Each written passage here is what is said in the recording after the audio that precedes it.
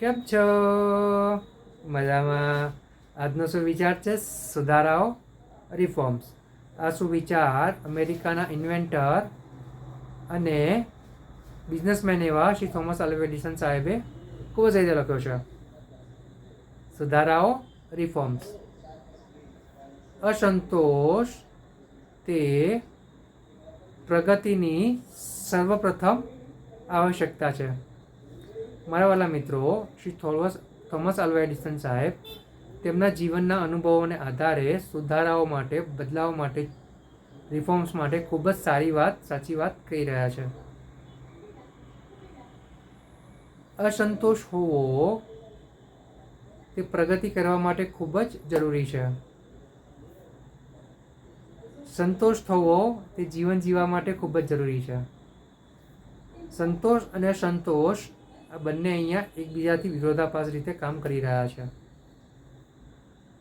અને બીજા શબ્દોમાં કહીએ કે કોઈ વ્યક્તિ નાની નાની વસ્તુઓમાં સફળતા મેળવી લે છે અને જો સંતોષ પામી લે છે તો સમજવું જોઈએ કે તે વ્યક્તિનું તે વિકાસ છે તે ત્યાં જ અટકી જાય છે.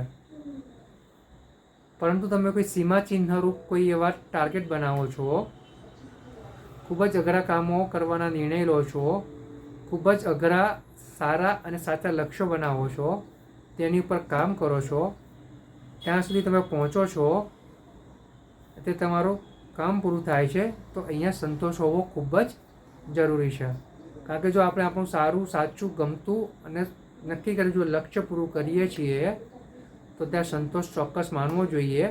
નહીં તો શું થશે કે આપણે એક લક્ષ્યને પ્રાપ્ત કરીશું, પાછું કોઈક નવું લક્ષ્ય બનાવીશું અને આમનામાં આપણી જિંદગી ભાગતી રહેશે, દોડતી રહેશે અને આપણે ક્યાંય અટકીશું નહીં. એટલે એક લેવલ ઉપર જો તમે પહોંચી જાઓ છો, તમે જે નક્કી કર્યું છે તે કરી શકો છો, તો પછી ત્યાં પહોંચીને એ જગ્યાએ જઈને અટકવું જરૂરી છે. અટકવા માટે સંતોષ થવો ખૂબ જરૂરી છે. એટલે અહીંયા જે સંતોષ ને અસંતોષ છે તે બે વિરોધાભાસી શબ્દો, બે અલગ અલગ વાત કહી રહ્યા છે જે આપણે આપણા જીવનમાં સુધારવાની છે, આપણા જીવનમાં ઉતારવાની છે. બંને અર્થોનો આપણે જીવનમાં એવી રીતે સમન્વય કરવાનો છે કે આપણને જ્યાં જરૂર હોય ત્યાં આપણે સંતોષ માની લેવો જોઈએ અને જ્યાં લાગે કે ના હજુ આપણે ઘણું બધું કામ કરવાનું બાકી છે ત્યાં અસંતોષ વ્યક્ત કરીને તેની ઉપર ફરીથી સારી રીતે કામ કરીને આગળ વધવું જોઈએ. સંતોષ અને અસંતોષનો આ જે તફાવત છે તે આપણે આપણા જીવનમાં સમજવો ખૂબ જ જરૂરી છે. Thank you.